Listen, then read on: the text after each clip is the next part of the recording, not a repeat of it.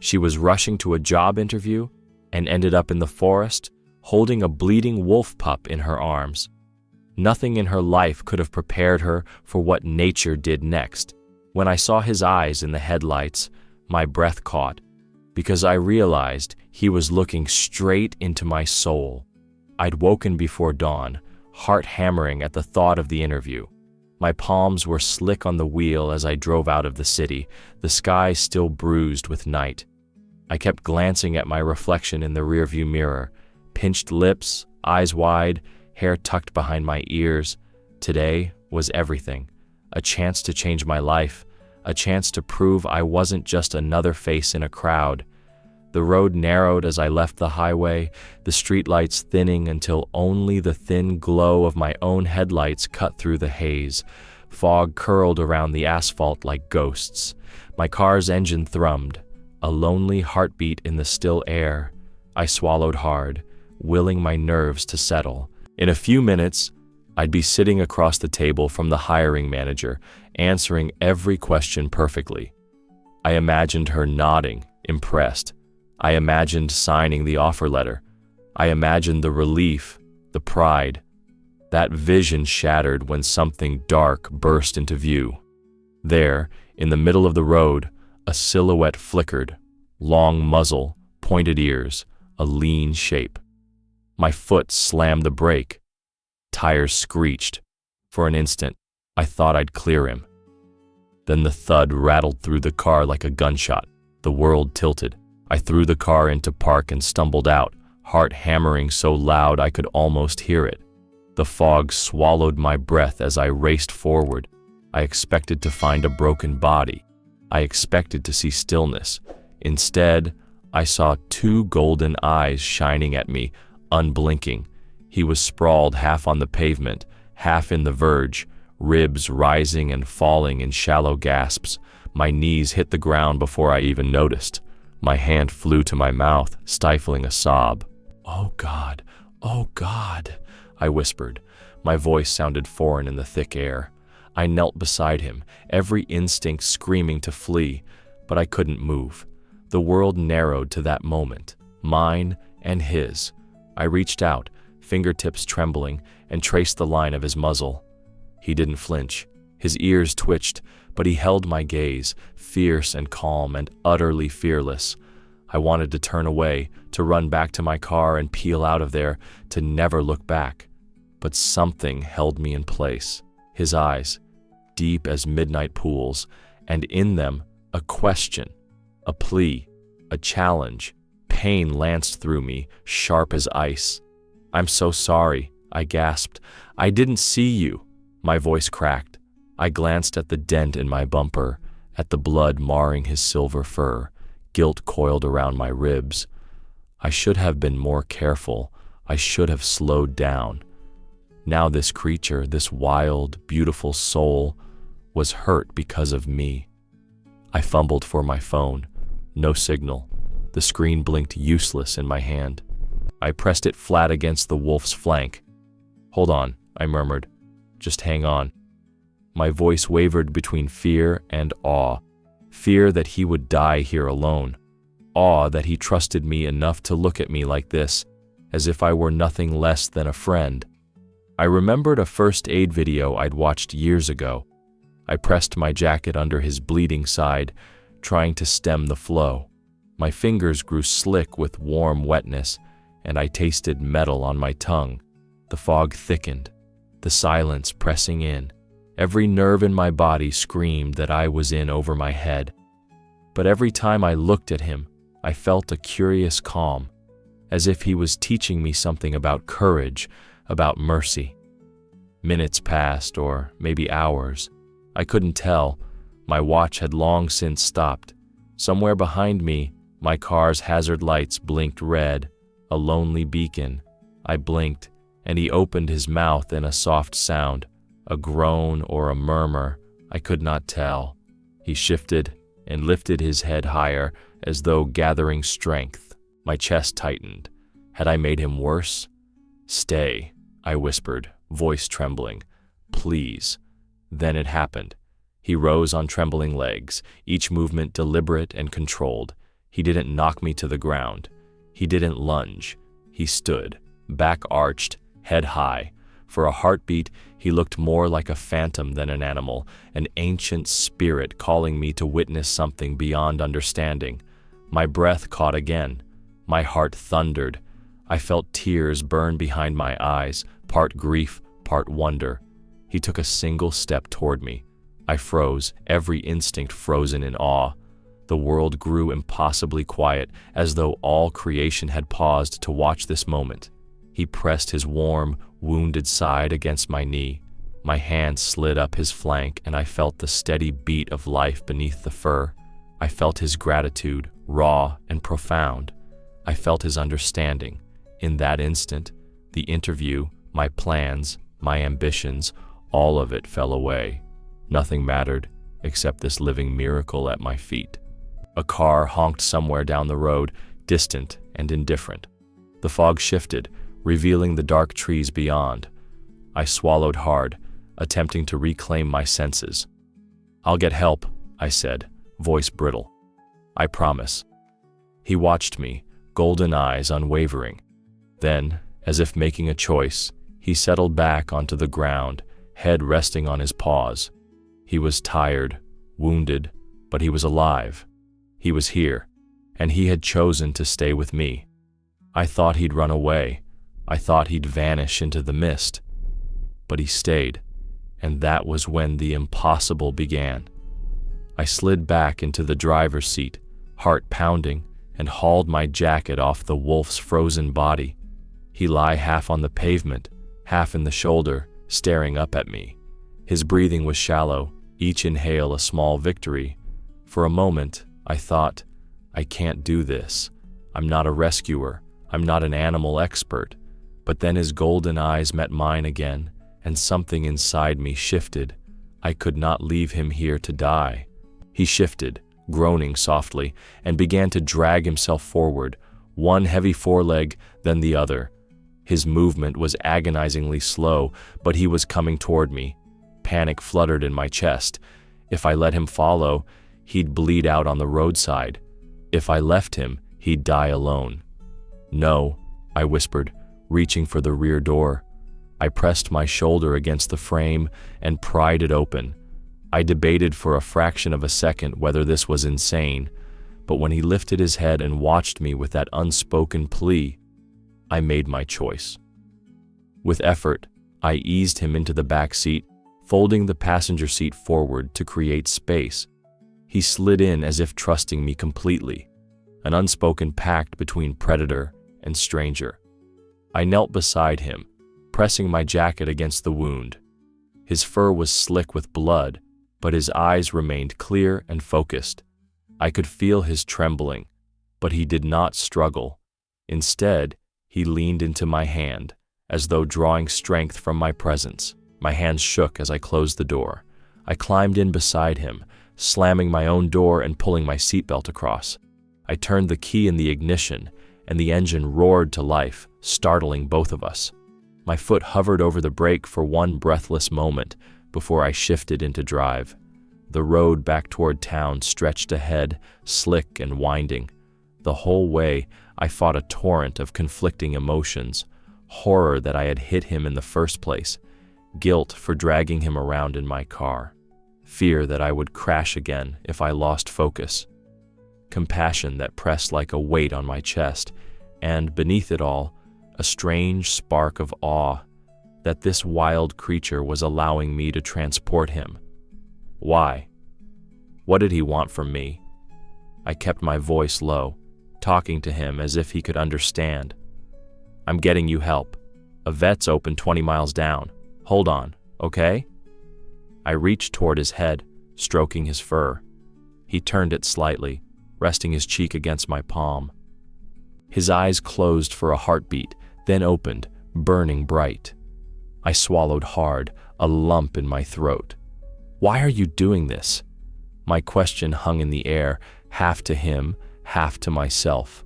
At a bend in the road, a pair of headlights flickered around the curve. I dipped my lights, and the vehicle slowed behind me, then passed. I felt exposed, as if everyone could see the wounded wolf in my back seat, could hear the rasp of his breathing, but I pressed on, unable to stop, unable to look back. My mind raced. What if I can't save him? What if he dies in my car? What if I'm arrested for harboring a wild animal? The knot in my stomach tightened. I glanced at him again. He was still. His side rose with each breath. I reached to close the window, afraid the wind would chill him. As I did, I noticed something unexpected. A flicker of something in his eyes. Not pain, not fear, but purpose. It was as if he was not worried about himself, as if he'd trusted me with something bigger. In that moment, I realized this rescue wasn't just about saving him. He wasn't pleading for his own life. He was entrusting me with something, leading me somewhere I could save another or bear witness to something I could never imagine. His gaze burned into me with that unspoken conviction. Trust me. Keep going. I swallowed, blinking back tears. My hands closed around the wheel, knuckles white. I felt both terrified and uplifted, terrified by the unknown path ahead, uplifted by the weight of his trust. The world outside was still the same fog-shrouded road, indifferent trees, damp asphalt, but inside the car, time had warped. It was just him, me, and the promise in his eyes. I found the veterinarian's sign, neon red against the pre-dawn gloom. A little clinic perched at the edge of a small town. Relief wove through me like warmth. I slowed, pulled into the lot, and killed the engine. The wolf shifted slightly, his head falling back on the seat. I killed the engine again, just to be sure he felt the stillness. I opened the door and slid out, looped my arm under his chest, and lifted him as best I could. His weight was nothing compared to what I felt in that moment. Responsibility and awe, fear and wonder, a knot of emotions that threatened to break me open. With every step, I felt more certain. This was only the beginning of something impossible. As we crossed the clinic's threshold, I took a final breath and whispered, "We're in this together." He didn't answer, of course, only exhaled a soft, ragged breath. But I felt him nod. In his eyes, I saw it again, the unshakable belief that he was leading me somewhere beyond my wildest dreams. And I followed, ready or not, into the next chapter of this unbelievable story. When the clinic door swung open, I half expected a flurry of activity, voices, the hum of machinery, the sterile scent of antiseptic. Instead, an empty hallway greeted me, flickering lights overhead casting long shadows against the tile. I called out, voice trembling, "Please, someone," but only silence answered. Moments later, a man in scrubs appeared at the far end, clipboard in hand. His expression froze when he saw the wolf draped limply in my arms. "What in God's name are you doing?" he demanded, striding toward me. The clip-clop of his shoes on the floor echoed like judgment. "This wolf, he's injured. I hit him on the road," I stammered, voice cracking. "Please." He held up a hand. "I'm sorry, ma'am, but we don't treat wild animals here. We're a domestic clinic. You need wildlife rescue, not me." His tone was polite but ironclad, as if reciting a law rather than choosing to turn us away. I felt my chest tighten. "But he's bleeding. He needs help." Tears sprang unbidden. "Please, I can pay." He shook his head. "It's illegal to harbor a wild animal without proper permit. I can't risk liability." He backed away, clipboard pressed against his chest. "You'll have to take him elsewhere." "I'm sorry." The word hung between us like a verdict. I glanced at my watch. Nearly dawn. No wildlife refuge in this town, and the next hour's away. My mind spun. Leave him to die or stay with him alone. Desperation twisted in my gut. "Stay with me," I whispered, more to myself than to the vet. He gave me a pitying look, then disappeared into the back. I sank onto the dusty floor of the empty lobby, the wolf's weight heavy in my arms. his bloody side pressed against my forearm, warm in the cool morning air. Outside, the sky was turning pale pink, another sunrise indifferent to our plight. I rocked him gently, murmuring, "I'm here. I won't leave you." Minutes passed that felt like hours. The quiet pressed in so close I could hear my own heartbeat, and his, shallow but steady. I hadn't felt this alone in years. Even when I lived alone, my apartment had screens, voices, the hum of air conditioning. Here, in this dead clinic, only the wolf and me existed. When the doors locked behind the veterinarian's departing footsteps, the last sliver of hope flickered out. I stood and carried him through the back door into a small, overgrown courtyard. Tangled grass, broken tiles, weeds pushing through the cracks. It was a forgotten space, a no-man's land between the clinic and the woods. Moonlight filtered through broken slats in the fence, dancing across the wolf's body as I laid him down on a weathered tarp. The cold grass bit through my jeans as I sat beside him. My knees ached from cradling him, but I dared not move. I brushed stray hairs from his muzzle and whispered, "Why won't you just rest?" The silence answered. No buzzing neon, no cars passing, only the distant call of waking birds and my ragged breaths. I stared at the sky, ink dark, streaked with violet, and felt a hollow ache. My interview, my plans, seemed obscene now, a meaningless trinket compared to life and death on this cold ground. I wondered how I'd explain this to anyone. Most would think I was insane, but I wasn't going to abandon him. Not here, not ever. Time slipped by. My eyelids grew heavy, and I rested my head against his flank, dozing fitfully. Every rustle in the brush made me start. Every distant scream of an owl edged my blood pressure higher. Fear and sorrow warred with awe in my chest. What had I done to deserve this encounter? How had my morning become a crucible of raw, fragile life? Then, without warning, his body shifted beneath me. I blinked awake to see him rising, back arching, legs unsteady but determined. He stood, swaying like a sapling in strong wind, head lowering in a hesitant bow. My breath caught. He was standing on his own, bleeding, exhausted, and he was standing. My pulse hammered as he took another step forward, front paw lifting. I braced myself, waiting for him to collapse, to give up. But instead, he marched toward me, each movement deliberate. When he was close enough, he extended his wounded leg, touching my knee with a gentle pressure that sent a shock through my whole body. The contact was feather-light, but it grounded me, rooting me to this impossible moment. "To thank you," I choked out, voice barely a whisper. I reached to cradle his paw, feeling the coarse pads against my palm. Tears brimmed in my eyes again, fear, gratitude, reverence all mingled into one. He wasn't just surviving for himself, he was propelling me forward, urging me to follow. For a heartbeat, I thought he would lie back down, his strength spent. But he remained upright, eyes locked on mine, unyielding and clear.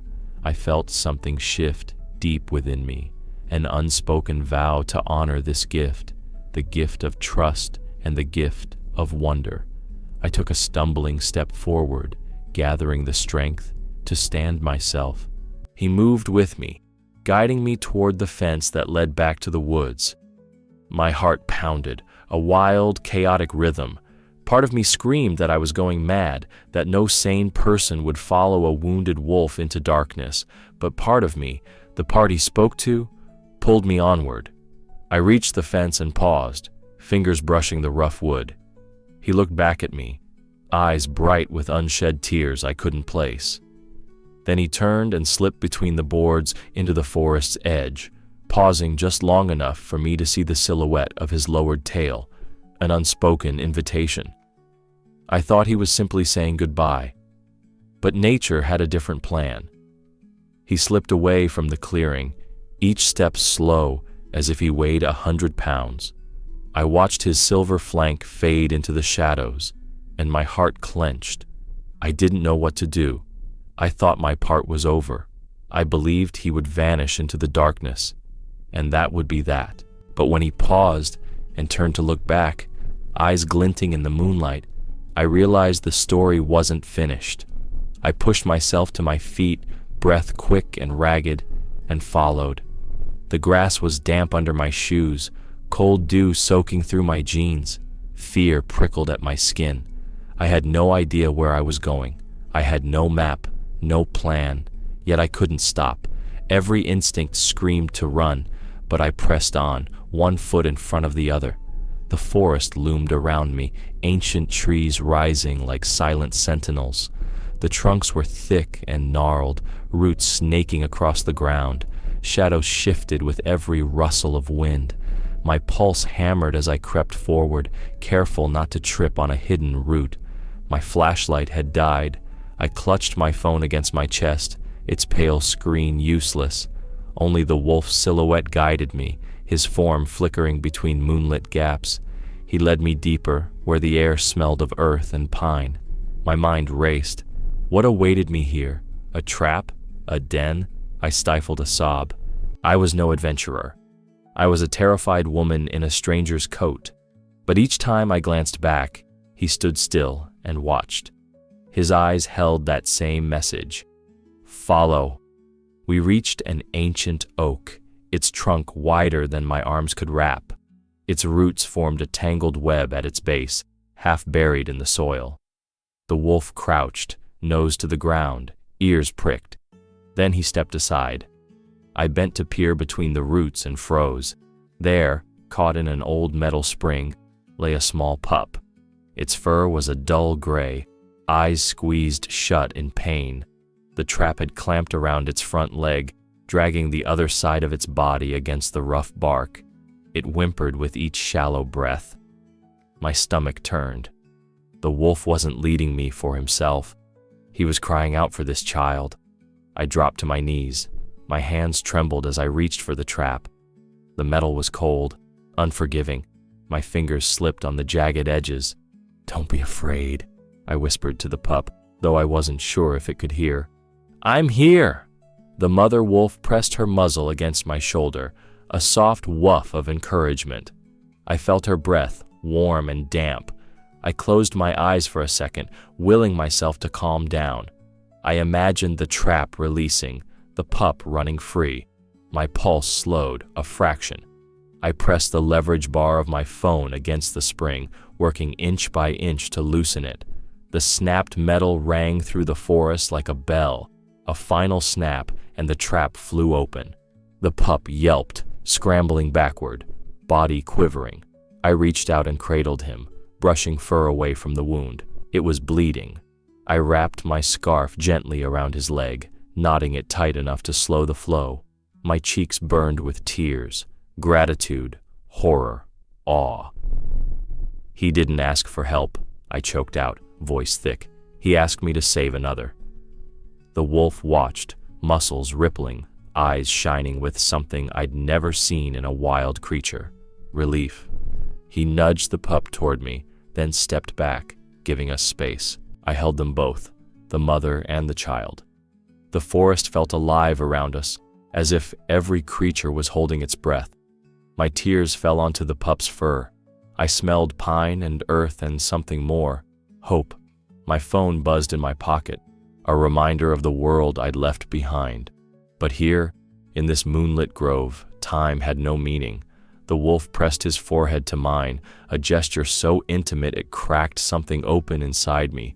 My sobs came unbidden. I wept for the pup. I wept for the wolf. I wept for the miracle of being chosen. I thought the night could not become more extraordinary. I believed my heart could not swell any further, but nature had more in store. I pried the trap open with trembling fingers and lifted the tiny body of the pup into my arms. His leg was slick with blood, but the moment he was free, he yipped and curled against my chest, as if relieved to be held. I wrapped him in my scarf, a soft, warm cocoon against the cold earth, and felt the rush of triumph, quickly followed by a wave of shame so fierce it stole my breath. All day, I'd lived for a job interview. New shoes, crisp resume, rehearsed answers. And now here I was, cradling a wounded wild creature in a dark grove while my important life plans felt like dust. I pressed my face into the pup's fur and admitted to myself, I'm so sorry I cared more about my career than this family's survival. I stood, the pup heavy in my arms, and glanced at the mother wolf beside me. She watched intently, a silent sentinel in the moonlight. My heart hammered at the thought, what was I doing, this close to a wild animal and her child? Danger lurked in every shadow. I stepped backward, nearly stumbling over a root, and the wolf padded after me, her presence both comforting and terrifying. I thought we were finished, that my task was merely to free her pup, but nature had other plans. The forest seemed to lean in, expectant, alive with the soft chorus of night creatures. The pup whimpered in my arms, hungry, scared, trusting me completely. I wrapped him tighter in the blanket, tears stinging my eyes. I don't know how to save you, I whispered, voice cracking. I don't even know how to save myself. My shame burned hotter than the night air. I'd spent years chasing promotions and climbing ladders, convinced that's what mattered.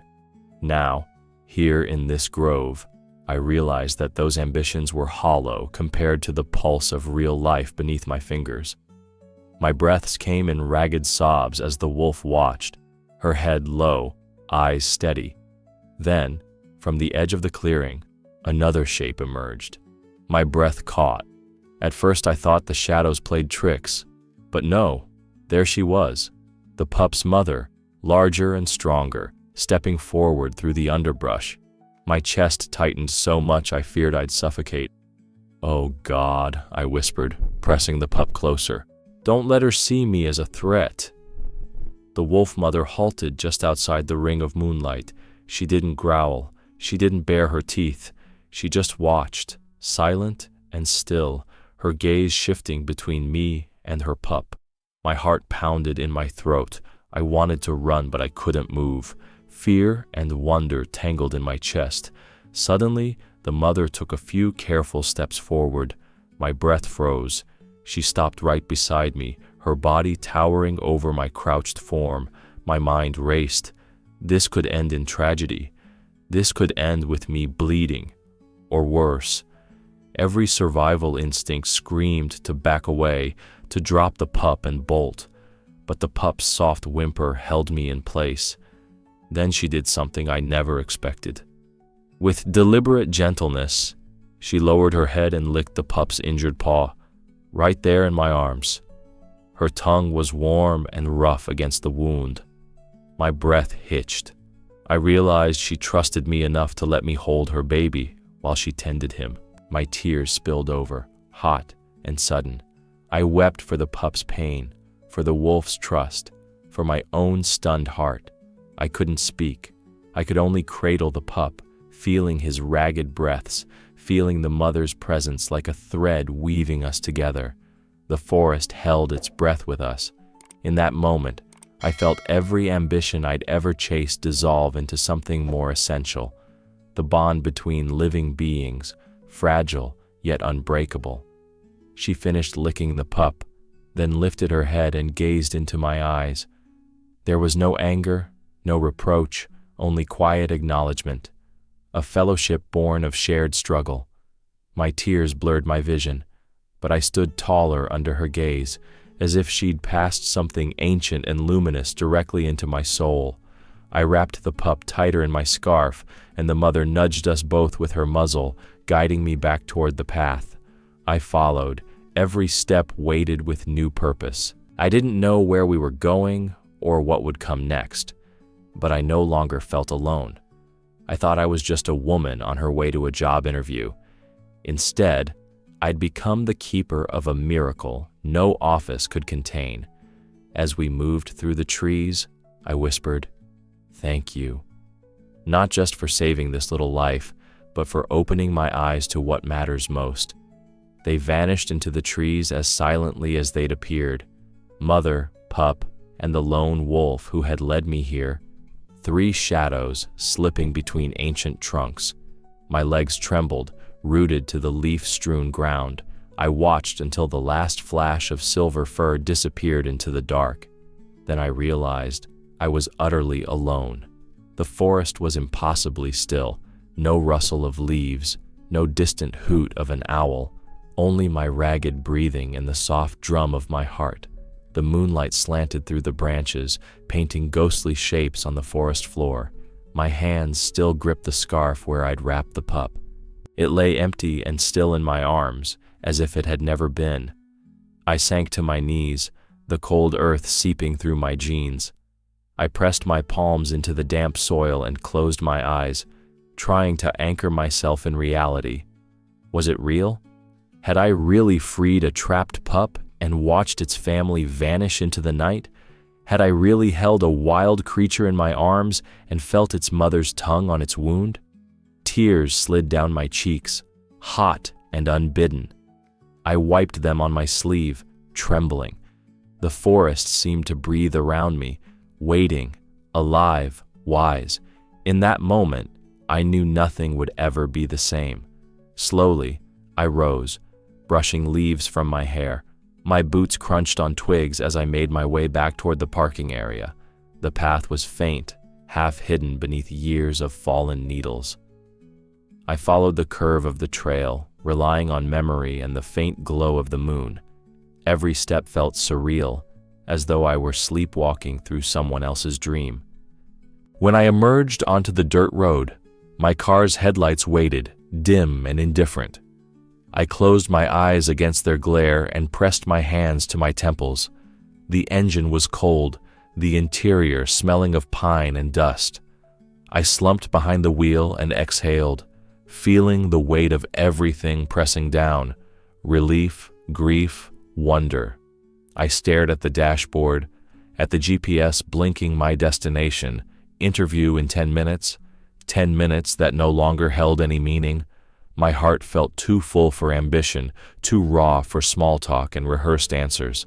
I thought of the mat of earth where the pup had trembled, of the mother's steady gaze.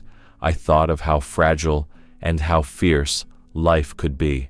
Without understanding why, I turned the key. The engine coughed to life. I backed out of the lot and onto the road, headlights cutting through the mist. My hands were steady on the wheel, but my mind drifted, replaying every detail of the night.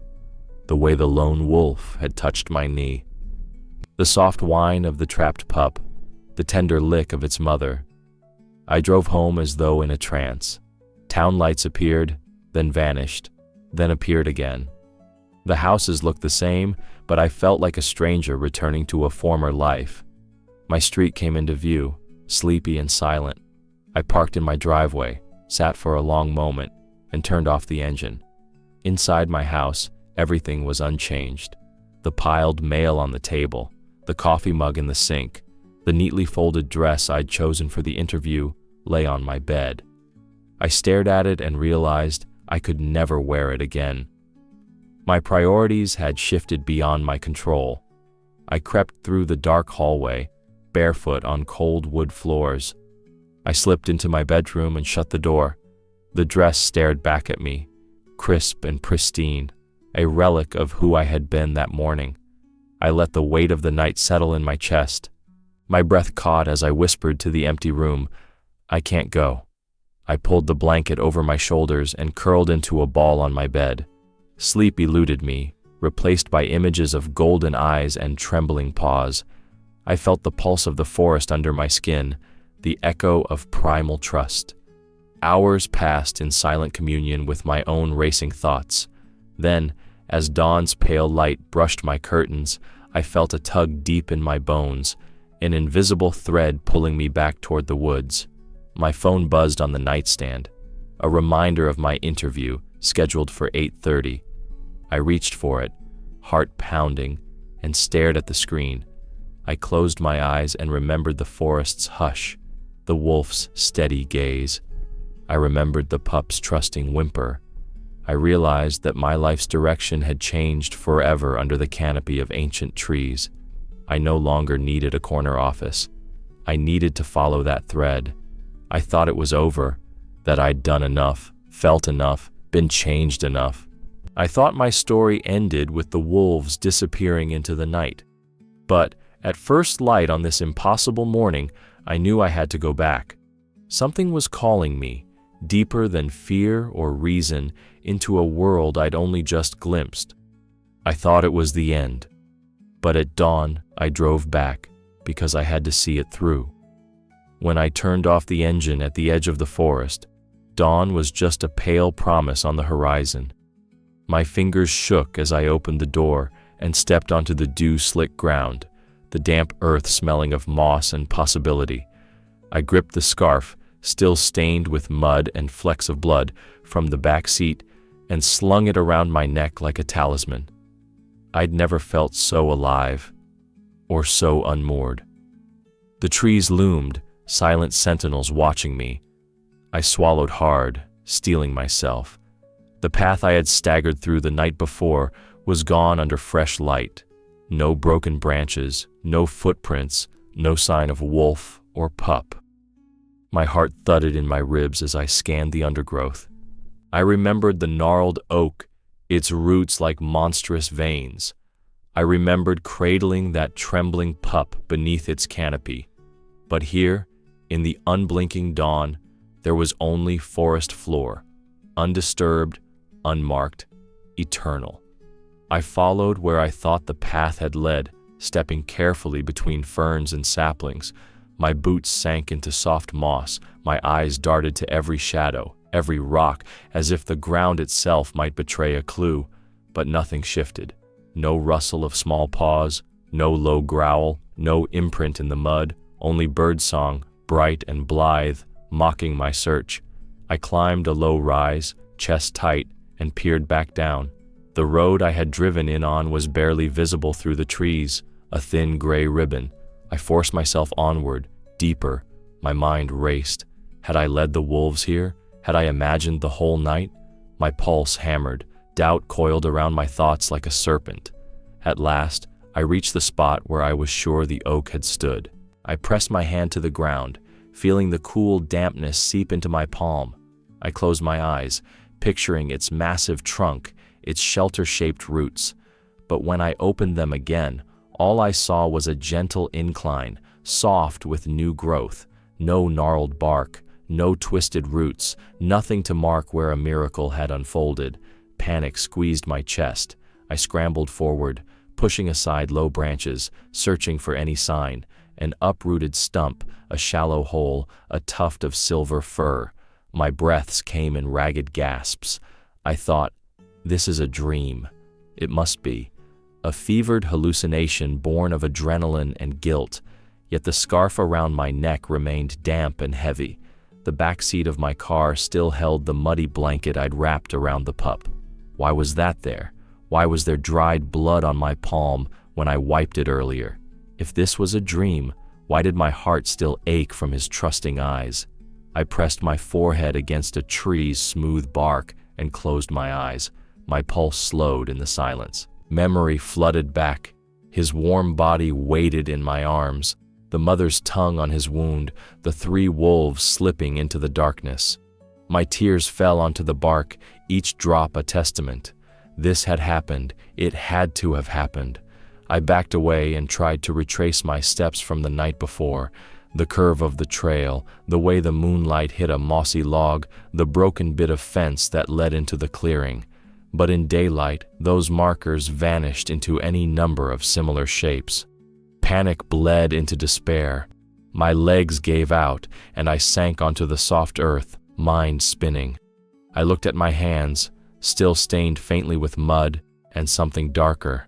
My fingers trembled as I flexed them. I pressed my scarf tighter to my throat.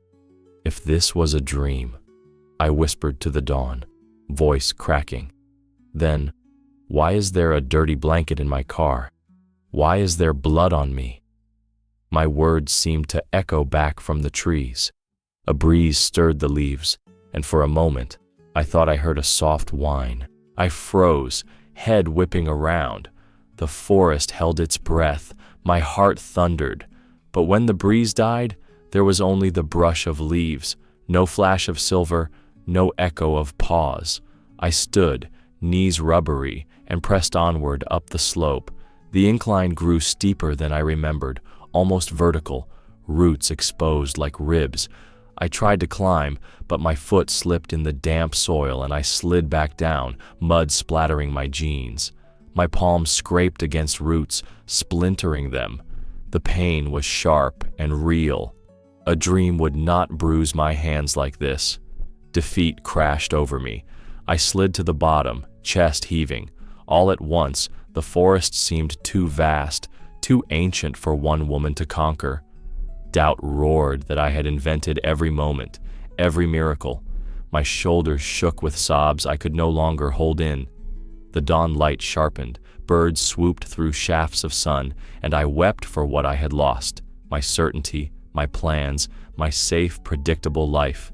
But even in that desolation, something lingered, a stirring of faith born of midnight miracles. I clenched the scarf in my fist and stood. My body was bruised, my confidence shattered, but my spirit still burned. I had seen the impossible. I had held it. And though nature had hidden its secrets by daylight, I knew I would return. I would search every root and gnarled trunk until I found that clearing again. For now, I walked back to my car, every step heavy with longing and resolve. I didn't yet know what I'd do when I found it, or if I would find it at all. But I knew one thing. I could not leave this story half told. I could not abandon the truth of what I had witnessed. If it was a dream, then it was the most vivid dream of my life, and I intended to chase it to its end. When the sun rose that morning, I felt as though the world had shifted on its axis. The soil beneath my feet seemed to hum with the memory of what had unfolded in those dark woods. I sat at my kitchen table, resume spread before me like a discarded relic, coffee gone cold.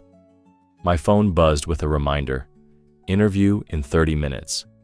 But I no longer belonged to that ticking clock or to any boardroom where measured words and practiced smiles reigned supreme.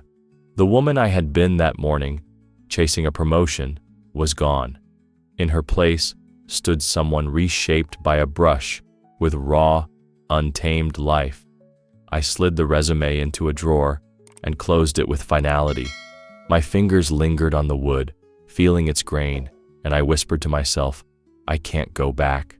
My heart thrummed with an urgency that had nothing to do with incentives or titles.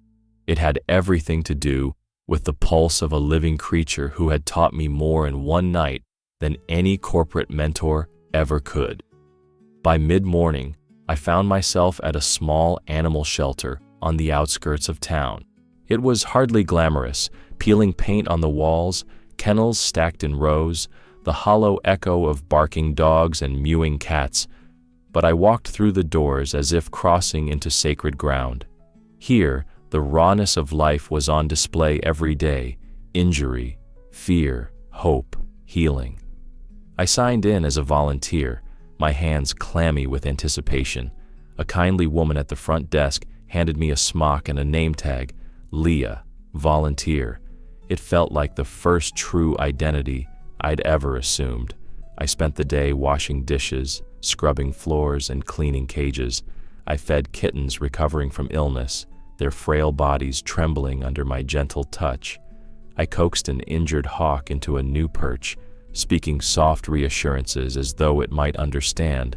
Every creature I tended reminded me of that night in the forest: the wolf's golden gaze, the pup's trembling whimpers, the mother's tender lick. I carried those memories like embers in my chest, warming me from the inside out. No one asked why I was there, and I didn't offer explanations. I feared they would think me mad, chasing ghosts in a dark wood, cradling wild animals instead of seizing a corporate ladder.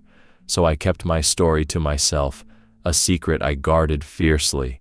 Yet with each life I touched, I felt a quiet communion, an unspoken bond that transcended words. When evening fell, I locked up the shelter and stepped into the cool dusk. My footsteps echoed on the pavement as I walked to my car. The world was dimming, the sky turning that bruised purple that comes before full night. I paused, staring at the horizon, and felt a familiar tug in my chest, an invisible thread pulling me back to where it all began. I didn't follow it that night. Instead, I drove home and crawled into bed, exhausted but alive with purpose. Sleep came fitfully, and I awoke to the first hint of dawn catching the edges of my curtains. My dreams had been restless. Snatches of silver fur, soft whines, a single golden eye watching me from the shadows. At breakfast, I found a photograph tucked beneath my cereal bowl, a snap from my car's dash cam, taken the morning I hit the wolf. In it, I sat slumped at the wheel, terror and regret etched on my face. But off to the side, barely visible in the fog, was the faint outline of 4 shapes, wolves standing among the trees, as though guarding me. I held the photo in trembling hands, tears pricking my eyes. I knew then that I would never forget. All day, I carried the photo with me. I showed it to no one, yet I felt its truth resonating in my soul. I was part of something larger, a web of life that pulsed beneath the mundane rhythms of human schedules. It was not vengeance that guided the wild, but an invitation, a call to witness and to respond. That night, after locking up the shelter, I stepped outside into the starry stillness. The air was cold, carrying the scent of pine and earth. I stood in the parking lot, the world hushed around me, and closed my eyes. I listened for the sound of paws on the forest floor, for the whisper of movement beyond the trees. For a moment, nothing stirred. Then I felt it. A presence, gentle but insistent, like a heartbeat at the edge of my awareness. I opened my eyes and peered into the gathering darkness.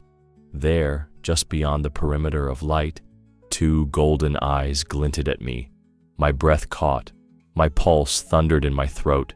The form of the lone wolf stepped forward, stepping into the pale glow of a street lamp. His fur shimmered silver in the night air. He paused, looking at me with that same unwavering calm, that same profound trust. In that instant, I understood what he had been trying to teach me. Nature does not punish. Nature calls. It calls to each of us in its own way, through the tremor of a trapped pup, through the wounded grace of a fallen creature, through the silent gaze of an ancient spirit. The call asks us to awaken, to honor the living world, to become stewards rather than spectators. If your heart is racing right now, you feel it too. Subscribe to the channel. Here, we share the real stories of how nature speaks to us. If you've ever witnessed a miracle in the wild, right? Animals remember kindness.